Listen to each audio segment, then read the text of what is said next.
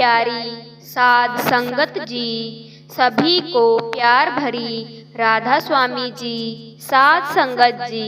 सतगुरु जी हमें वही देते हैं जो हमारे लिए अच्छा होता है। जो दुखी रहते हैं वह जरूर सुने साध संगत जी। हम इंसानों की हमेशा यही आदत रहती है कि हमारे पास जो कुछ भी है हम उससे कभी खुश नहीं होते हैं। चाहे हमारे पास किसी भी चीज की कमी ना हो, सभी तरह के आराम हमें हमारे सतगुरु ने बख्शे हो, मगर फिर भी हम खुश नहीं होते। हमारी तृष्णाएं कभी पूरी नहीं होती। इतना कुछ होने के बाद भी हम उस परमात्मा से, सतगुरु से मांगते रहते हैं और मांग मांग कर अपने कर्मों का बोझ और बढ़ाते जाते हैं। हम कभी उनकी तरफ नहीं देखते जिनको कभी एक वक्त की रोटी भी नसीब नहीं होती, और हमारे पास सब कुछ होने के बावजूद भी हमारे मुख से कभी यह नहीं निकलता कि हे परमात्मा, आपने हमें सब कुछ दिया है, किसी चीज की कमी नहीं रखी। हम ऐसा नहीं कहते कि हम उनसे खुश हैं। परमात्मा, हम आपके दिए हुए में खुश हैं। कभी हमारे मुख से ऐसा नहीं निकलता। इस इंसान की ऐसी फितरत है कि यह कभी खुश हो ही नहीं सकता, कभी संतुष्ट हो ही नहीं सकता।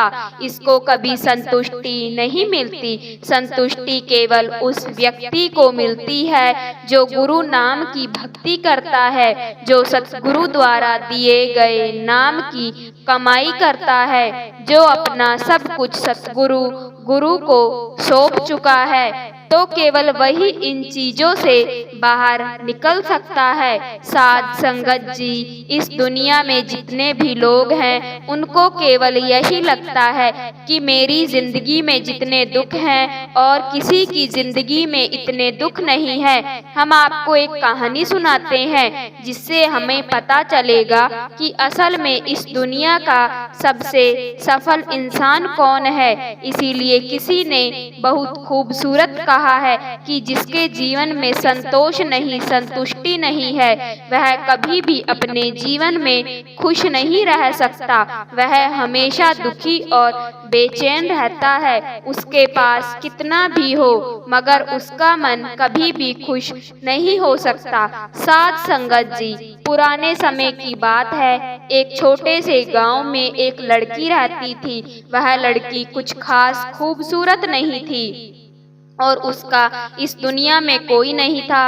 वह अकेली रहती थी। वह खुद मेहनत करती थी और अपने लिए रोटी का प्रबंध करती थी। वैसे तो उसको 2 वक्त की रोटी नसीब हो जाती थी, मगर फिर भी वह अपने आप से खुश नहीं थी। उसको दुनिया के सभी लोग खुश नजर आते थे, सभी खुशहाल नजर आते थे। उन दूसरों की जिंदगी की तरफ देखकर वह अपने आप को कोसती रहती थी और हमेशा परमात्मा से कहती रहती थी कि हे परमात्मा, हे सतगुरु, आपने सभी को खूबसूरत बनाया है, सभी को खुशहाल बनाया है, पर मुझे क्यों नहीं खुशहाल बनाया, मुझे क्यों नहीं खूबसूरत बनाया। आखिर मैंने क्या किया है, मेरा कसूर क्या है। लगता है आप मुझसे कोई बदला ले रहे हैं। फिर एक दिन वह बड़ी ही उदास होकर, दुखी होकर एक पेड़ के नीचे बैठी हुई थी और रो रही थी। फिर वहां से एक महात्मा जी गुजर रहे थे जो बहुत पहुँचे हुए थे। जब उन्होंने उस लड़की को रोते हुए देखा तो उसके पास आए और पूछा, बेटा क्या बात है, तुम रो क्यों रही हो। फिर वह लड़की बोली, हे महात्मा जी, मुझे कोई प्यार नहीं करता, मुझे कोई पसंद नहीं करता, क्योंकि मैं बदसूरत हूँ, मैं खूबसूरत नहीं हूँ। मेरे रंग को लेकर लोग मेरा मजाक उड़ाते हैं। मेरा इस दुनिया में कोई नहीं है, मेरे पास तो धन भी नहीं है। इस दुनिया में हर किसी को हर चीज मिली है, हर कोई सुखी है, सभी के पास सब कुछ है, पर मेरे पास कुछ भी नहीं है। आखिर मेरा कसूर क्या है? मैंने क्या किया है? क्या मुझे सुखी रहने का कोई हक नहीं है? क्या मुझे अपने जीवन को खुशहाली के साथ जीने का हक नहीं है? फिर महात्मा जी ने उस लड़की की सभी बातें ध्यान से सुनी और बोले, बेटा, अगर तुम मुझे उस व्यक्ति से मिला दो जो कि इस दुनिया में पूरी तरह से सुखी है, तो मैं तुझे एक ऐसी चीज दूंगा जिसके साथ तू खूबसूरत और सुखी हो जाएगी। महात्मा जी की यह बात सुनकर वह लड़की बहुत खुश हुई और कहने लगी, महात्मा जी, क्या यह सच में हो सकता है? महात्मा जी बोले, हाँ, हो सकता है। फिर वह लड़की खुशी खुशी बोली, अगर सच में यह संभव हो तो मैं एक ऐसे व्यक्ति को जानती हूँ जो कि बहुत ही सुखी है, मैं उन्हें अभी आपके पास लेकर आती हूँ। इतना कहकर वह लड़की दौड़ती हुई अपने मालिक के पास गई, जिसके पास वह काम करती थी। वह एक किसान था। उसने किसान से कहा, आप मेरे साथ चले, मुझे एक महात्मा जी मिले हैं जिनसे मैं आपको मिलाना चाहती हूँ। उन्होंने मुझसे कहा है कि अगर मैं एक सुखी व्यक्ति को उनके पास लेकर आऊं तो वह मुझे खूबसूरत और सुखी कर देंगे। फिर किसान उस लड़की की बात सुनकर दुखी हो गया और कहा, मैं तुझे कैसे सुखी लगता हूँ? लड़की बोली, आपके पास तो सब कुछ है, अच्छा खाने के लिए है, अच्छा रहने के लिए मकान है, आपका अपना परिवार है और आपके पास पैसा भी तो है, आप दुखी कैसे हो सकते हैं? फिर किसान बोला, अभी फसल ठीक से हो नहीं रही है और इसीलिए मुझे उसका अच्छा भाव नहीं मिल रहा। हमें राज्य को वसूली भी देनी पड़ती है और मेरे पास इतने पैसे भी नहीं कि मैं अच्छी किस्म की बीज खरीद सकूं। इस बार बरसात के कारण मेरी सारी की सारी फसल खराब हो गई। अब मेरे हालात और भी खराब हो गए हैं। ऐसे हालातों के कारण मैं सुखी कैसे रह सकता हूँ? तू किसी और को ढूंढ ले जो असल में सुखी हो। फिर लड़की ने कहा, तो आप ही बता दें कि आपके अनुसार कौन इस दुनिया में सबसे ज्यादा सुखी है, जिसको मैं अपने साथ ले जाकर उन महात्मा जी से मिला सकूं।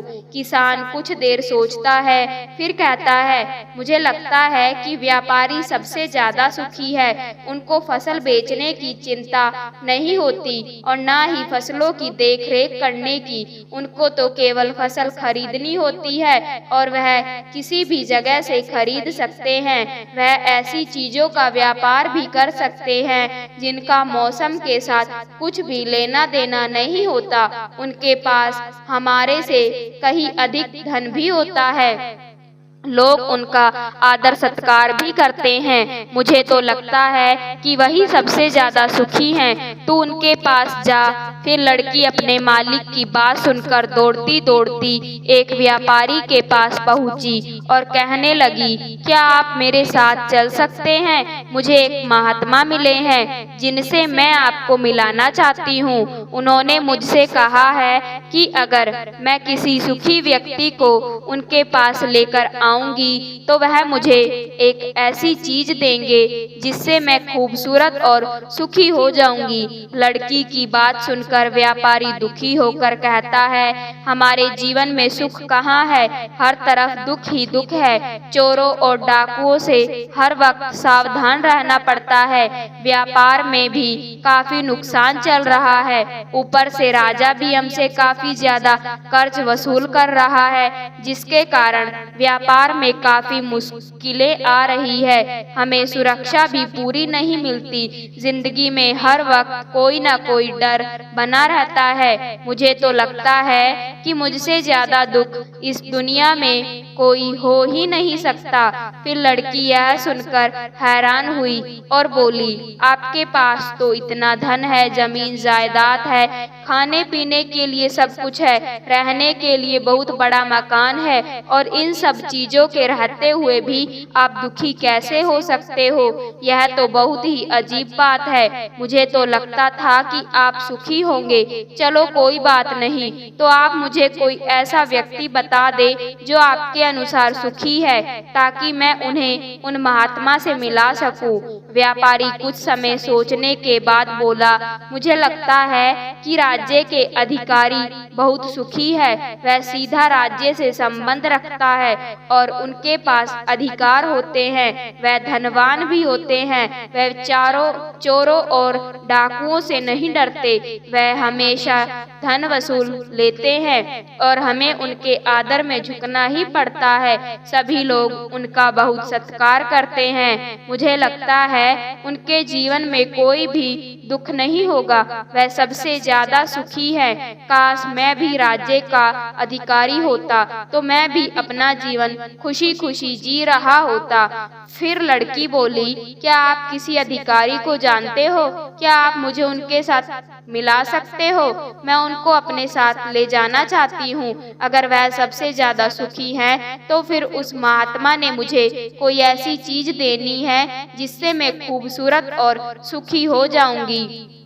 व्यापारी को उस लड़की पर दया आ गई और उसने उस लड़की को एक अधिकारी से मिलवा दिया जिसे वह जानता था। लड़की अधिकारी से मिली और बोली, क्या आप मेरे साथ चल सकते हैं? मुझे एक महात्मा मिले हैं। लड़की वही सारी बात अधिकारी को बता देती है। फिर अधिकारी लड़की की बात सुनकर बोला, तुमने कैसे कहा कि मैं सुखी हूँ?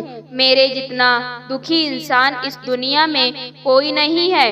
तुम्हें कुछ नहीं पता कि हमारे ऊपर कितना बोझ होता है, कितनी जिम्मेदारी होती है। राज्य के हर हुक्म को पूरा करना पड़ता है और वह हुक्म भी इतनी आसानी से पूरे नहीं होते। उनको पूरा करने के लिए हमें कितनी मुश्किलों का सामना करना पड़ता है, क्योंकि राजा कभी भी कोई भी हुक्म जारी कर सकता है और हमें उसकी पालना हर हाल में करनी पड़ती है। लोगों का गुस्सा और कई मुश्किलों का सामना हमें करना पड़ता है। सभी कुछ हमें झेलना पड़ता है। और तुम्हें लगता है कि मैं सुखी हूँ? कभी नहीं। अगर वह महात्मा तुझे सुखी कर दे तो मुझे भी उनसे मिलवा देना। मैं भी सुखी होना चाहता हूँ। मैं भी अपनी जिंदगी खुशी खुशी बिताना चाहता हूँ। यह बात सुनकर लड़की हैरान होकर बोली, जहाँ तक मैं सोचती थी आप सबसे ज्यादा सुखी हैं, मगर आप भी सुखी नहीं हो। आपको क्या लगता है इस दुनिया में ऐसा कोई इंसान है जो सबसे ज्यादा सुखी हो? लड़की की बात सुनकर अधिकारी बोला, हाँ, मुझे लगता है कि इस राज्य में केवल एक ही इंसान है जो सुखी है और वह है हमारा राजा। मुझे तो वही सुखी लगता है। उसको किसी की सुननी नहीं पड़ती है। वह केवल हुक्म देता है। सभी उसके आगे झुकते हैं और उसके पास धन की कोई कमी नहीं है।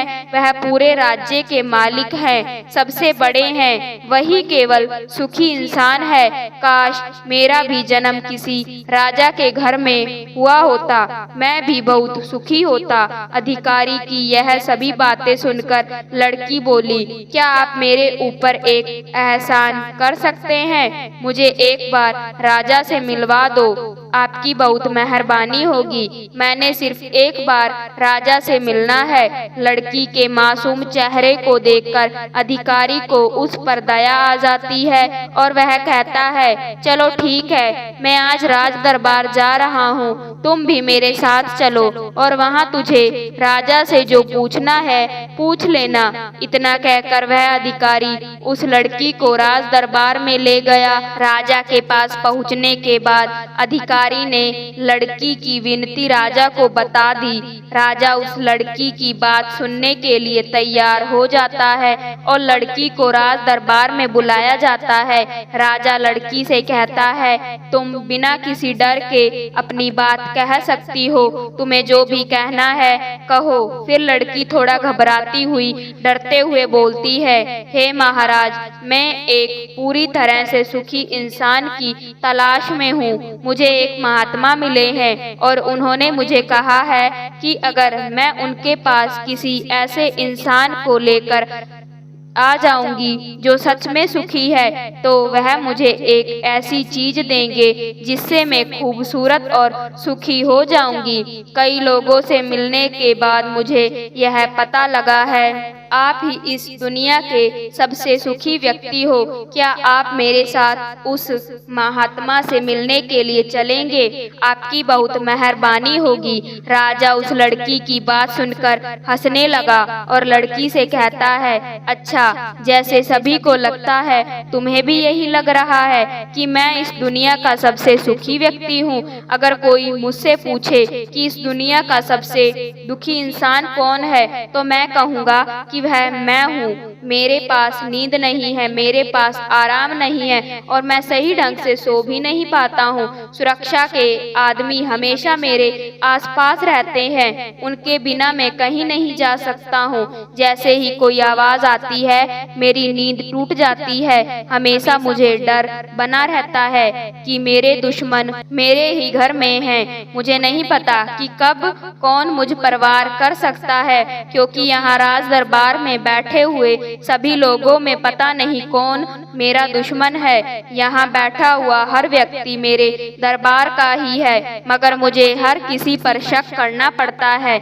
इतने बड़े राज्य की जिम्मेदारी निभाना इतनी आसान नहीं है। तुम्हें लगता है कि राजा के पास सभी तरह की सुख सुविधाएं हैं, धन है, दौलत है, मगर मैं तुम्हें बता दूं कि बेटा, यह सभी चीजें सुख नहीं दे सकती। लड़की राजा से कहती है, मुझे माफ करें, अगर जमीन जायदाद धन दौलत सुख नहीं देती तो सुंदरता सुख दे सकती है। खूबसूरत लोगों को हर कोई प्यार करता है, इज्जत करता है। फिर राजा ने मुस्कुराते हुए कहा, बेटा, मैंने आज तक देखा है कि जो लोग चेहरे से खूबसूरत होते हैं उनके दिल खूबसूरत नहीं होते। वह लोग तो केवल एक मुखौटा लेकर घूमते फिरते हैं। वह केवल दूसरों को दिखाते हैं कि मैं कितना खूबसूरत हूँ, मगर वक्त सभी की सुंदरता छीन लेता है, क्योंकि असली सुंदरता तो केवल मन के अंदर होती है। जिसका मन अच्छा है वह सदा अच्छा रहता है। लड़की फिर कहती है, तो फिर आप ही बताएं, आपके मुताबिक इस दुनिया में सबसे खूबसूरत और सुखी कौन है? राजा हंसकर बोला, बेटा, मेरे अनुसार तो एक गरीब इंसान जो कि 2 वक्त की रोटी कमा लेता है, जिसको कोई फिक्र नहीं है, कोई बंधन नहीं है, जो कहीं भी आ जा सकता है, जिसको कुछ भी लुट जाने का डर नहीं है, जिसको रात को अच्छी नींद आती है, वही सबसे सुखी इंसान है। इसीलिए मैंने तुझे देखा कि तुम ही सबसे ज्यादा सुखी हो। तेरे पास नींद है, अच्छा दिल है और तुम कहीं भी आ सकती हो, जा सकती हो। तुम्हारे पास कोई बंदिश नहीं है, सिर्फ जीवन है, खुला जीवन है। मेरे अनुसार तुम ही सबसे ज्यादा सुखी हो। राजा की यह बात सुनकर लड़की कुछ देर के लिए सोच में पड़ जाती है और फिर उसे यह एहसास हो जाता है कि सच में वह सबसे ज्यादा सुखी है। अब वह जो भी थी, जैसी भी थी, उसे अपने आप पर मान होने लगा है। सारा दिन इधर उधर भटकने के बाद उसके अंदर मानसिक तौर पर एक शांति आ जाती है। फिर वह वापस महात्मा जी के पास आती है और कहती है, गुरुवर, जब मैं यहाँ से गई थी तो मुझे लग रहा था कि मैं सबसे ज्यादा दुखी हूँ, मगर जैसे जैसे मैं लोगों से मिली मुझे एहसास हुआ कि इस दुनिया में सबसे ज्यादा सुखी इंसान तो मैं ही हूँ। हाँ, यह अलग बात है कि मैं किसी भी सुखी व्यक्ति को आपके पास नहीं ला सकी, क्योंकि मुझे लगता था कि मुझे छोड़कर सभी सुखी हैं, मगर अब बात उल्टी है। मुझे छोड़कर यहाँ सभी दुखी हैं, सभी को किसी न किसी चीज की चिंता सता रही है। इस हिसाब से मेरे पास सब कुछ है। मैं खुशी से झूम सकती हूँ, गा सकती हूँ, जहाँ पर मन करे वहाँ जा सकती हूँ। 2 वक्त की रोटी कमाने के लिए मेरे पास हाथ पांव है। मुझे किसी चीज का फिक्र नहीं है, क्योंकि मेरे पास ऐसा कुछ नहीं है जिसे छिन जाने का डर हो। यह सुनकर महात्मा जी बोले, बेटा, आखिर तुम्हें वह सुंदरता और सुख मिल ही गया। अब तू खूबसूरत और सुखी है। और इतना कहकर वह महात्मा वहाँ से चले गए। अब वह लड़की भी यह जान चुकी थी कि वह सबसे खूबसूरत है, सुखी है। अब उसे किसी बात का कोई गम नहीं था। वह कभी भी अपने आप पर अफसोस नहीं करती थी और हमेशा अपने आप में खुश रहती थी। उसको इस बात का मान था कि वह जो भी है सही है। इसीलिए साध संगत जी, हमें भी यही लगता है कि हमारे पास कुछ नहीं है और दूसरे के पास सब कुछ है, उनका जीवन बहुत सुखी है, मगर असल में यह सिर्फ हमारे देखने का नजरिया है, क्योंकि असली सुख और शांति तो हमारे अंदर है और वह संतोष संतुष्टि हमारे अंदर है। अगर हम सतगुरु के दिए हुए सुख दुख से संतुष्ट हैं तो फिर हमें कोई भी दुख डरा नहीं सकता है। मगर हमारी सबसे बड़ी परेशानी का कारण यह है कि हम खुद को नहीं बल्कि दूसरों को ज्यादा देखते हैं। दूसरों को खुश देखकर हमारे अंदर ईर्ष्या पैदा हो जाती है और फिर हमें ऐसा लगता है कि केवल हमें छोड़कर बाकी सभी सुखी हैं। हमें जेलस होती है, उसके पास इतना कुछ क्यों है और हम इतने दुखी क्यों हैं। मगर यह केवल हमारी सोच है। जैसे कि सतगुरु जी फरमाते हैं, असली सुख कहीं बाहर नहीं है, वह हमारे अंदर ही है। क्योंकि हमारे पास जो कुछ भी है, अगर हम उससे संतुष्ट रहें तो फिर हमें कोई भी दुख परेशान नहीं कर सकता। और अगर हम यह सोचते रहें कि हमारे पास फलाने चीजें नहीं हैं, तो फिर हम कभी भी खुश नहीं रह सकते हैं। हम हमेशा दुखी ही रहेंगे और चिंता में ही घिरे रहेंगे। इसीलिए हमें जो कुछ भी मिला है, जो हमें सतगुरु ने बख्शा है, उससे हमें खुश और संतुष्ट रहना चाहिए। हमें जो हमारे गुरु ने बख्श दिया है उस पर किंतु परंतु नहीं करना चाहिए और हमें हमेशा नाम का सिमरन भजन करते रहना चाहिए। साध संगत जी, सतगुरु के दर पर ऐसे किस्मत खुलती है, ऐसे करने से किस्मत का ताला खुलता है। बिन भागा सतगुरु ना लाभी। चौथी पातशाही श्री गुरु रामदास जी महाराज का यह शब्द है। चौथी पातशाही जी क्या कह रहे हैं, इस शब्द के द्वारा क्या समझाने की कोशिश कर रहे हैं। इस शब्द के द्वारा बिन पाएगा सत्संग ना लाभ ही, तो यह बिल्कुल सरल है, सिंपल है और इसको तो समझने की भी जरूरत नहीं है। आप जी फरमा रहे हैं कि बिना भावों के, बिना बड़े भावों और नेक कर्मों के सत्संग नहीं मिलता। अब भाग्य किसे कहते हैं? किस्मत को। और किस्मत किसे कहते हैं? अपने द्वारा किए हुए कर्म ही किस्मत बनते हैं। जैसे लोग कहते हैं ना कि यह किस्मत का खेल रहा है, तो किस्मत उनके किए हुए कर्म ही होते हैं। अब जैसे एक बच्चा बड़े सेठ साहूकार के घर में पैदा होता है और एक बच्चा गरीबी में झोपड़ी में पैदा होता है। अब देखो कि अभी तो उन्होंने कोई कर्म किया ही नहीं है। किस्मत तो यह है कि हुए कर्म, अब एक को पैदा होते ही अरबों खरबों की जायदाद मिल जाती है, हर एक चीज मांगने से पहले ही मिल जाती है और एक सारा जीवन तरसेगा। भाग्य क्या होता है? अपने किए हुए कर्म ही भाग्य बनते हैं। इसीलिए कहते हैं कि हर कर्म को सोच समझ कर करो, क्योंकि आगे यह भाग्य बनेगा। अब आज हेरा फेरी करके किसी को लूट रहे हैं और बड़े खुश होते हैं कि इसे मैंने मूर्ख बना दिया, क्योंकि 90% लोग मूर्ख बनते नहीं हैं। इसे धोखाधड़ी कहते हैं। तुझ पर विश्वास किया था और तूने उसका विश्वास तोड़ा है, विश्वासघात किया है और कह रहा है कि मैंने अपनी अकल से कमाया है। और जो तू कर रहा है तो इससे कई गुना ज्यादा तेरे साथ होगा। और फिर जब भुगतने की बारी आती है तो कहते हैं कि पता नहीं कौन सा बुरा कर्म किया था। जैसे कहते हैं ना कि पता नहीं कौन सा कर्म किया है जो आज यह दिन देखना पड़ रहा है। तो भाई यह कर्म होते हैं। अपने सतगुरु जी महाराज फरमाते हैं कि तेरे अनेक कर्म, ढेरों कर्म इकट्ठे हो जाएं तो फिर कहीं जाकर यह सत्संग मिलता है। और अगर बिन सत्संग मौल परिचय ज्यों इस मन पर मैल चढ़ती रहती है, बिन संगत के संगत नहीं मिली तो मैल चढ़ती जाती है। अब कई लोग ऐसे हैं जो मिलते हैं और कहते हैं कि नेक काम करना चाहिए, सच बोलना चाहिए, किसी का बुरा नहीं करना चाहिए, नेक कमाई करनी चाहिए, किसी का हक नहीं मारना चाहिए, सत्संग मिस करने की जरूरत नहीं है।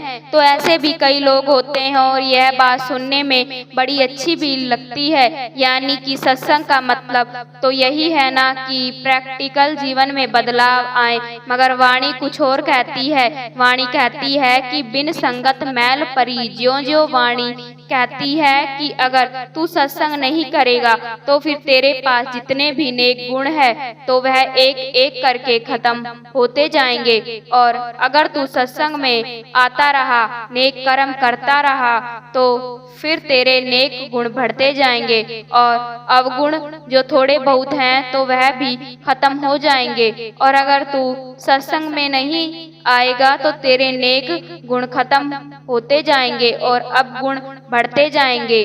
अगर तू नाम नहीं छपे, नाम की भक्ति नहीं करेगा और सत्संग नहीं करेगा तो तेरे जो गुण है तो वह भी खत्म हो जाएंगे। इसीलिए सतगुरु जी के वह वचन याद कर लिया करो। जब किसी ने कहा था कि महाराज फलाना आदमी सत्संगी है, शराब भी पीता है, मांस भी खाता है, सारे गलत काम करता है और इससे अच्छे तो हम हैं, आपकी संगत में नहीं आते। मगर यह सारे गलत काम भी नहीं करते। और यह सुनकर सतगुरु जी महाराज कहने लगे कि नहीं, फिर भी वह तुझसे अच्छा है। फिर वह कहने लगे कि कैसे महाराज? सतगुरु जी कहने लगे कि वह रोज संगत में आ रहा है, सुन रहा है और कब चोट लग जाएगी पता नहीं, और फिर जब चोट लग गई तो सब कुछ छूट जाएगा। इसीलिए आते हैं ना, इसीलिए अपने मन में झांकते सालों तक आ रहे होते हैं। कब चोट लग जाती है, शराब छूट जाती है, जीवन पलटा खा जाता है। सतगुरु जी कहने लगे कि जो जो रोज आ रहा है और आज सुधरा कि कल सुधरा कोई पता नहीं, और तू नहीं आ रहा, तेरे में गुण है, तू सही बात कह रहा है, नहीं पीता नहीं खाता, मगर आत्मा कमजोर होती जाएगी, फिर एक दिन खाने पीने लग जाएगा। इसीलिए सत्संग बहुत जरूरी है, लाजमी है, मगर मिलती कैसे है? बड़े भागों से। गुरु रामदास जी महाराज कह रहे हैं, बिन पागा सत्संग ने लब ही तो भाई नहीं मिलती है। जब बहुत ही अच्छे और बड़े भाग हो तभी मिलती है। और अगर पुण्य का शिखर सूर्य की तरह ऊपर चमक रहा हो, इतने ज्यादा पुण्य हो, तो फिर कहीं जाकर पूर्ण महापुरुषों की संगत मिलती है। और यह पुण्य का सूरज कैसे बनेगा? संत संगत में। अब यहाँ पर पॉइंट कुछ और है। सतगुरु महाराज श्री गुरु रामदास जी महाराज फरमा रहे हैं, बिना बड़े भाइयों के सत्संग प्राप्त नहीं होती। हमारा पॉइंट तो इसके आगे का चल रहा है। अब बड़े भाग्य से सत्संग मिल गई और अगर करने का ढंग ना आया तो फिर भाई इससे बड़े अभागे कौन होंगे? आकर भी खाली रह जाएंगे। अब आए हैं सत्संग में और अगर खाली रह गए, बड़े भाग्य के बाद भी खाली रह गए, तो फिर सबसे बड़ा अभागा तो वह हुआ ना। अब जैसे एक आदमी एक काम लेकर चलता है कि मुझे वहां पर पहुंचना है और पहुंचने के बाद भी उसका काम ना हो, इसलिए अभागा तो वह हुआ कि इतनी मेहनत करके वहां पहुंचा और फिर भी काम नहीं बना, और जो नहीं गया तो उसका तो गया ही क्या। जो सत्संग में नहीं आए तो उनका क्या गया, और जो आकर भी कुछ नहीं पा सके, कुछ हासिल नहीं कर सके, कुछ सीख नहीं सके, तो भाई कितना बड़ा लॉस है। और हमारा आज का टॉपिक भी यही है कि सत्संग में आकर भी अगर कुछ हासिल नहीं कर पाए तो खाली ना रह जाए। सतगुरु मेहर करे कि हमें ज्ञान हो जाए। तो सतगुरु जी महाराज समझा रहे हैं, हमने कई कानून समझे हैं, तो अब आगे की स्थिति को समझते हैं। महापुरुष वचन किया करते थे कि 5 तरह की श्रेणियां होती है जो संगत में आते हैं। गुण सख तो अब हमने यहाँ पर पहचानना है कि हमारी श्रेणी कौन सी है। 5 प्रकार की श्रेणियां 5 श्रेणियों में बांटा गया है। सत्संगी को 5 श्रेणियां है, चकोर की, चातक की, हंस की, तोते की और बंदर की। यहाँ पर इनकी वृत्तियों की बात की गई है। चकोर, छात्र, हंस, तोता और बंदर 5 श्रेणियों के सत्संग आते हैं। सत्संग में अब हमने यह विचार करना है कि हम किस श्रेणी में आते हैं, समझने की कोशिश करते हैं। चकोर की प्रीत चांद से होती है।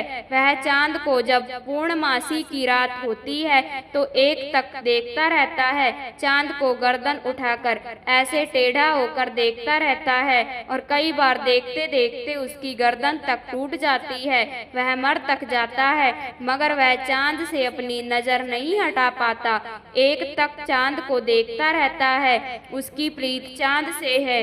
चकोर की प्रीत चांद से है, उसे और कुछ दिखाई नहीं देता और कुछ सुनाई नहीं देता, केवल एक चांद की तरफ उसकी नजर। और गुरबाणी में कई जगह पर इसका प्रमाणित किया गया है। चकोर की प्रीत जैसे चांद से है तो वैसे गुरु से प्रीत करो। तो महापुरुष कहते हैं, तो यह उत्तम श्रेणी के गुरुमुख हैं जो सत्संग में आते हैं। इनकी सूरत शब्द से है, कौन आया है कौन गया है इन्हें नहीं पता, क्योंकि इनकी सूरत शब्द से जुड़ी होती है। आंखें बंद की और अगर आंखें खुली है तो दर्शन करते हैं सतगुरु के और किसी को नहीं देखते। उत्तम सत्संगी किसी से कोई लेना देना नहीं सिवाय सतगुरु से और सतगुरु के शब्द से। तो भाई जरा सोचो कि क्या हम ऐसे हैं, और अगर नहीं है तो यह ध्यान रखो कि जहाँ तक पहुँचना है आकर सत्संग में बैठ गए तो भाई मन को समझाओ कि क्यों है नींद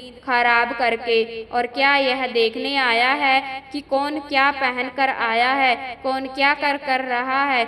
नहीं तो सूरत को शब्द के साथ जोड़ने आया है और बस जोड़ ले और एक एक शब्द का रस पी ले, तो यह उत्तम श्रेणी आती है। इसके बाद आती है छात्र की श्रेणी। छात्र समुंदर भरा पड़ा है, पानी से नदियां भरी पड़ी है, तालाब भरे पड़े हैं, चाहे कितनी भी बरसात हो, मगर छात्र को चाहिए स्वाति बूंद। छात्र को प्यास है, जो एक स्वाति बूंद जो उसके मुख में पड़ेगी तो उसकी प्यास उससे बुझती है। आप जी कहते हैं कि छात्र गुरसिख की वह अवस्था है जिसे ज्ञान है कि सच्चा संत कौन है। वह झूठे की संगत नहीं करेगा, क्योंकि उसे ज्ञान है। उसे केवल वही एक बूंद चाहिए, चाहे कितना भी सागर भरा पड़ा हो पानी का। उसकी वृत्ति जो हीरे की वृत्ति कह लो, उसे हीरे का मूल्य पता है कि हीरा कहाँ पर है। वह केवल सच की संगत करेगा, झूठ की संगत नहीं करेगा। यह है छात्र की वृत्ति। और तीसरी आती है हंस वृत्ति। अब हंस वृत्ति क्या है? हंस को ईश्वर की देन है, उसे विवेक है, ज्ञान है। हंस के आगे दूध रख दो ना तो वह दूध को पानी से अलग कर लेता है, दूध पी जाता है और पानी छोड़ देता है। अब यह कैसे होता है? दरअसल उसकी चोंच के अंदर खटास होती है, तो वह जैसे ही दूध में चोंच डालता है दूध का पनीर बन जाता है। दूध अलग और पानी अलग, पनीर खाकर वह उड़ जाता है और पानी छोड़ देता है। इसे हंस वृत्ति कहते हैं। वह गुरुमुख है जो सत्संग में आता है और प्रवचन सुनता है वह व्रती वाला हो सकता है, तोड़ने वाला भी हो सकता है कि नाम जपने की जरूरत नहीं है, अमृत वेले उठने की जरूरत नहीं है, ऐसे भी हो सकता है ना।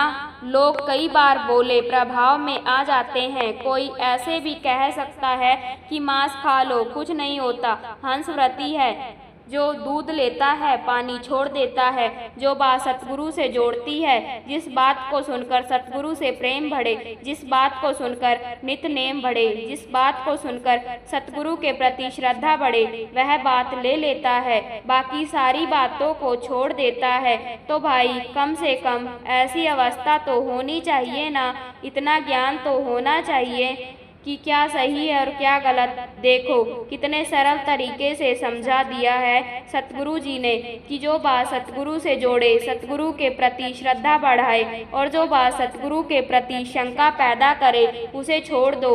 अब चौथी श्रेणी आती है तोते की श्रेणी। महापुरुषों के वचन है, वाणी सुनते हैं और फिर रटते हैं, सुनते हैं ताकि बाहर जाकर दूसरों को सुना सके, प्रभाव डाल सके। सुनने का उनका भाव यह नहीं कि जीवन में बदलाव लाना है, सुनने का भाव उनका यह है कि बाहर हमने सुनाना है, ज्ञान बांटना है, दिखाना है कि मुझे कितना ज्ञान है। महापुरुष कहते थे, फिर भी धन्य है वह कहते थे, वाणी की ताकत बरतेगी यह तोता व्रती, हंस व्रती बन जाएगी। एक दिन अगर आज सुन रहा है, गा रहा है, वाणी याद कर रहा है वाणी सुनाने के लिए, और जब यह वाणी भीतर जाएगी इसमें बदलाव ले आएगी। यह वाणी की ताकत है, यह घटेगा इसलिए कि सुनाना है, और यह वाणी रटते रटते वाणी से ऐसे जुड़ जाएगा कि तोते से हंस बन जाएगा। धन्य है वह भी जो वाणी को याद करते हैं, फिर चाहे सुनाने के लिए ही सही मगर याद तो करते हैं। और पांचवे आते हैं हमारे जैसे बंदर व्रती, टिकाऊ नहीं है। किसी ने क्या पहना है, उसने क्या कहा, उसने क्या गलती की, टिकना नहीं, कभी यहाँ कभी वहाँ, टिक कर बैठ ही नहीं सकते, उछलते रहना बंदर की तरह, ना खुद टिकना संगत में, ना दूसरों को टिकने देना, ध्यान सबका भटकाते रहना, यह बंदर व्रती है। महापुरुष वचन करते हैं कि ऐसे तो ना आए तो अच्छा है, क्योंकि जोड़ने जैसा पुण्य नहीं और तोड़ने जैसा पाप नहीं। क्योंकि सत्संग में जब किसी का ध्यान बदलता है हमारी वजह से, समझो किसी की घंटी बज गई मोबाइल की, किसी का ध्यान बदल गया क्योंकि बड़ी मुश्किल से सूरज जुड़ती है और ध्यान टूट जाए, यह बहुत बड़ा पाप है। यह हम नहीं कह सकते, कह रहे गुरु हरगोविंद सिंह जी महाराज कह रहे हैं। आगे गुरु गोविंद सिंह जी महाराज ने बताया सत्संग करने का, जो भाई नंद सिंह जी को बता रहे हैं। हर जस सुनते बात चलावे, जरूर सत्संग का कि हर जगह चल रहा है और कोई आकर बात करता है बीच में किसी से आकर, फिर चाहे कोई भी बात हो, कोई भी हो, वाणी कह रही है। गुरु गोविंद सिंह जी महाराज कह रहे हैं, एक बात होती है सेवादार को करनी पड़ती है संगत को हाथ जोड़ने के लिए, और एक फालतू बात होती है ऐसे ही जिसकी कोई ज़रूरत ही नहीं। यहाँ पर जैसे कोई बिजनेस की बात, कोई घर की बात, कैसे हो, क्या हाल हो, तो भाई यह जगह नहीं है, वह पार्टी नहीं चल रही है। यहाँ पर केवल नाम सत्संग ऐसी जानिए जिथे एक नाम बखानी। गुरु गोविंद सिंह जी महाराज कह रहे हैं कि अगर सत्संग चल रहा है, जुड़े हुए लोगों के बीच में आकर कोई बात करता है किसी भी प्रकार की हो, क्या होता है सत्संग में आकर भी अगर यमदूतों के हाथ ही चढ़ना है, नरक में ही जाना है, तो फिर क्या लाभ सत्संग में आने का। और अगर सत्संग में कोई बात करता है, किसी की व्रति तोड़ता है, उसकी वजह से किसी की नींव टूटती है, तो सतगुरु जी कह रहे हैं कि उसे नरक में जाना पड़ेगा। अब हमारे लिए कितनी छोटी बात बात है, आम बात है सत्संग में बात करना। इसीलिए अपने सतगुरु का भय रखना चाहिए, डर रखना चाहिए। एक होता है पिता, पिता से आदमी डरता नहीं है, पिता में निर्मल भाव होता है, रिस्पेक्ट होती है। एक डर होता है, वह डर सतगुरु के लिए होना चाहिए, सतगुरु के प्रति वह भाव, निर्मल भाव। यहाँ पर आकर तो भाव पैदा करना है। भाव कैसे पैदा होगा? भाव से थोड़ा कि मुझसे कोई भूल ना हो जाए, अनजाने में गलती की माफ़ी है, मगर जानबूझकर की गई गलती की माफ़ी नहीं है। साध संगत जी जब सिमरन भजन करते हैं तो ध्यान नीचे की तरफ गिरता है, उसे कैसे रोके? साध संगत जी, फायदा और नुकसान तो व्यापार में देखा जाता है, परमार्थ में नहीं देखा जाता। और तो देख लो कि लोग परमार्थ में भी फायदा और नुकसान देखने लगे हैं। इसलिए तो लोग उस तरफ जाते हैं जिधर जिस गुरु की संगत ज़्यादा है, कि शायद उन्हें इससे ज़्यादा फायदा मिल जाए जितना कि उन्हें किसी जगह से नहीं मिला। क्योंकि हम सोचते हैं कि अगर हम सत्संगी हैं, नामधारी हैं, तो फिर हमें कुछ फ़ायदे होने चाहिए, दुनियादारी के फ़ायदे नहीं, व्यापार में फ़ायदे नहीं, क्योंकि यह तो व्यापार है। सबसे बड़े फ़ायदे का मतलब है कि एक सात्विक जीवन जीना, संतुलन में जीवन व्यतीत करना। और सबसे बड़ा फ़ायदा यही है, जैसे सुबह समय पर उठ जाना और फिर उठकर सिमरन भजन करना, नाम की कमाई करना, भजन बंदगी करना और अपने सतगुरु को याद करना, अपने सतगुरु को हमेशा अपने अंदर बसा कर रखना और नाम को श्वास श्वास जपना।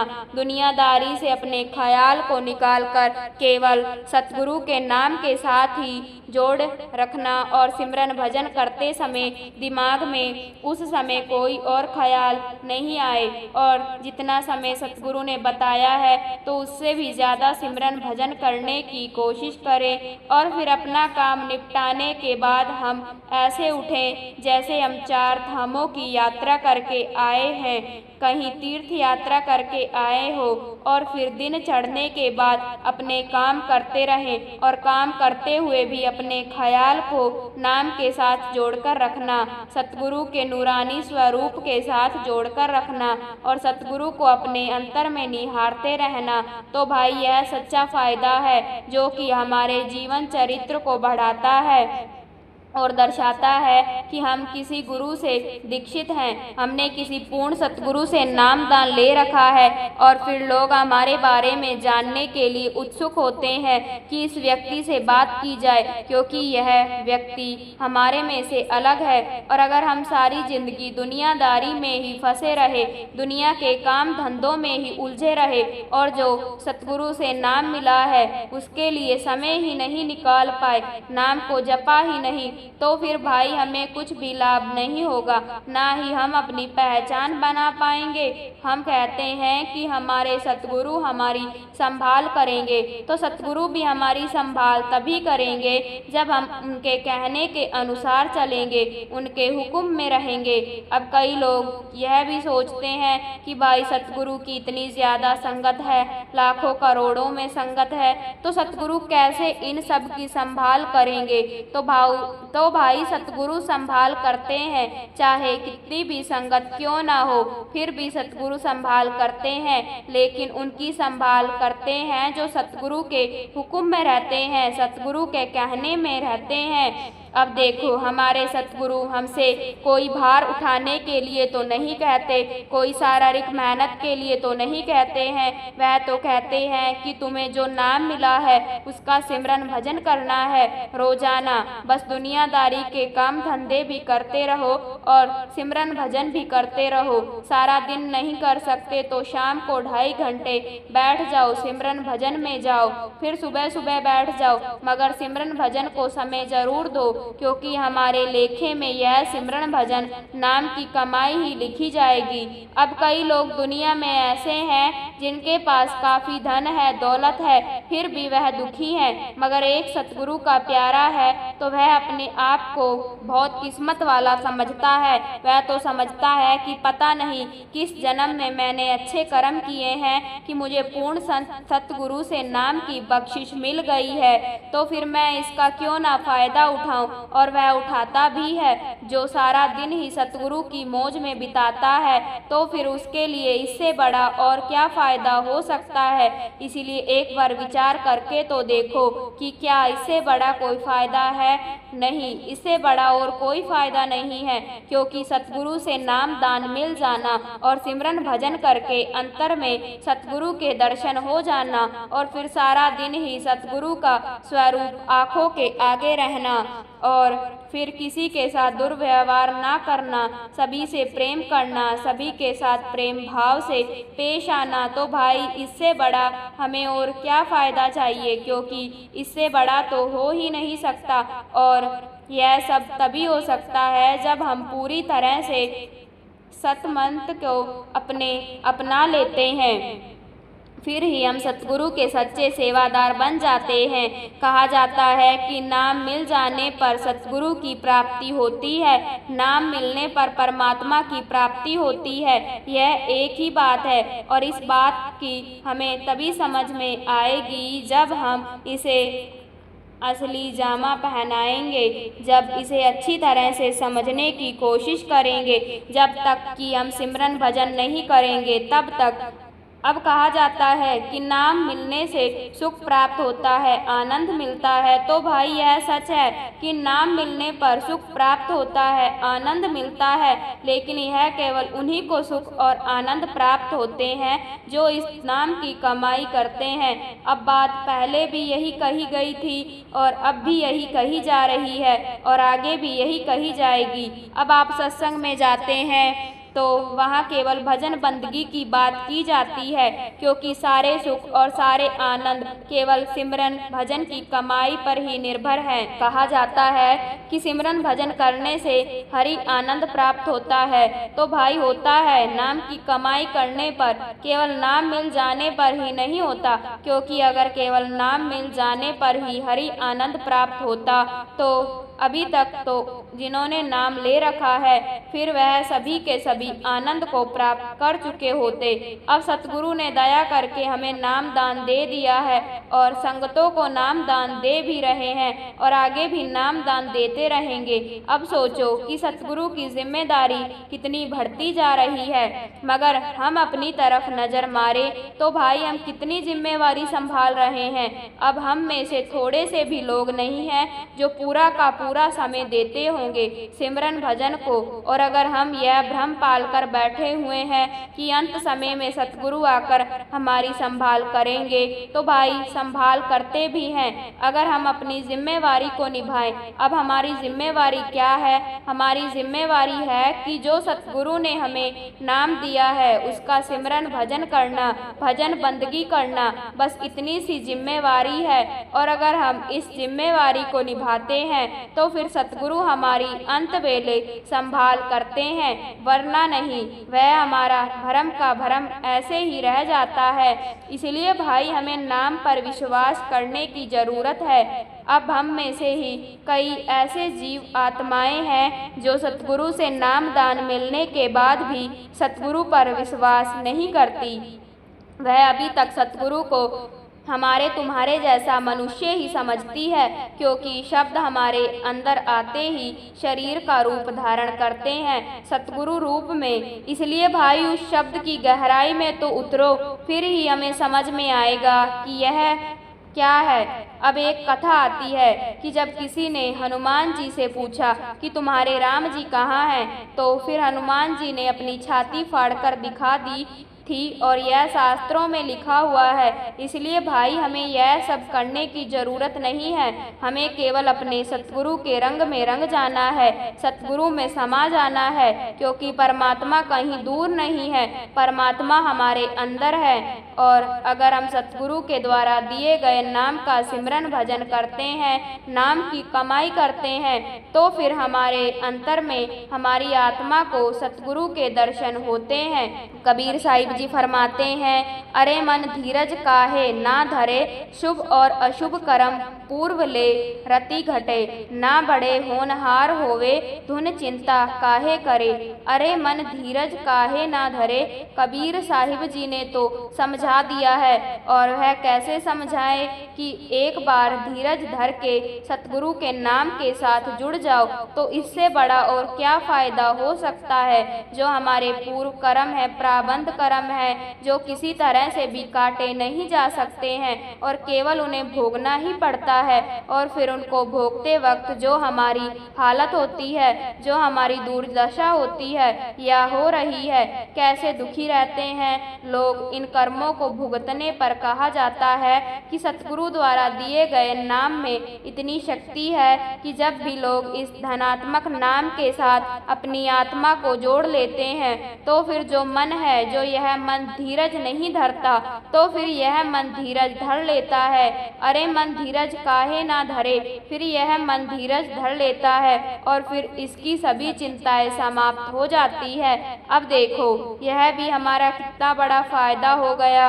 तो भाई और क्या फायदा चाहिए। हमें जीवन की नश्वरता का ज्ञान हो जाता है, क्योंकि अभी हमें सभी लोग जानते हैं, लेकिन ध्यान रखना कि ज्ञान होना बहुत जरूरी है, क्योंकि ज्ञान हो जाने पर ही भक्ति का सूर्य उदय होता है। और इस बात का सभी को पता है कि एक ना एक दिन हमारी मृत्यु होनी है और फिर यह सब यहीं पर धरा का धरा रह जाएगा। हम कुछ भी साथ नहीं लेकर जाएंगे, लेकिन फिर भी इनको इकट्ठा करने में लगे हुए हैं और इकट्ठा करने में दिन रात एक कर देते हैं और लोगों के साथ दुश्मनी पाल कर बैठे हुए हैं और मैं मेरी में उलझे हुए हैं। और फिर जब पूरी तरह से ज्ञान हो जाता है, जब हमें समझ आ जाती है कि केवल जय नाम सत्य है, बाकी सब झूठ है, पसारा है, केवल यह नाम ही सच है, इस नाम के सिवा इस जीवन में कुछ है ही नहीं। और जब यह ज्ञान हमें हो जाता है, हमें पूरी तरह से फिर जाकर हमारी आत्मा इस नाम को स्वीकार करती है, वैसे नहीं। और फिर जब नाम को स्वीकार कर लेती है तो फिर बाहरी भक्ति अपने आप ही खत्म हो जाती है। रास्ता स्वर्ग में है, दिल भर के जाने के लिए तुलसी साहिब जी ने फरमाया है कि रास्ता स्वर्ग में है, मतलब कि हमारे अंतर में ही वह रास्ता है जो हमें उस परमात्मा के पास ले जाता है। बाहरी भक्ति से भी बचे रहोगे और जो प्रारब्ध कर्म है तो उनको भी हम हंसते हंसते पार कर लेते हैं। जो 84 लाख योनियां हैं हम उससे भी छुटकारा पा लेते हैं और जो हमें बाहरी भक्ति से दुख होते हैं तो हम उनसे भी बचे रहते हैं।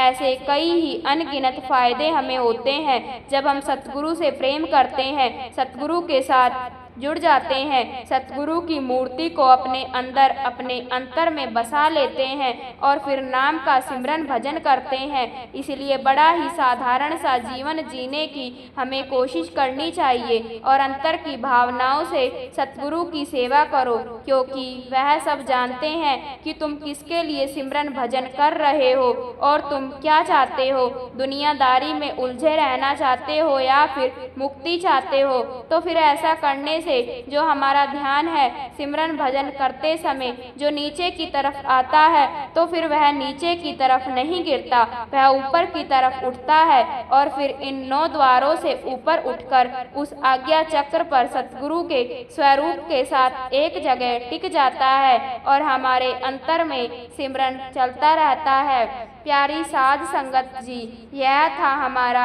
आज का सत्संग।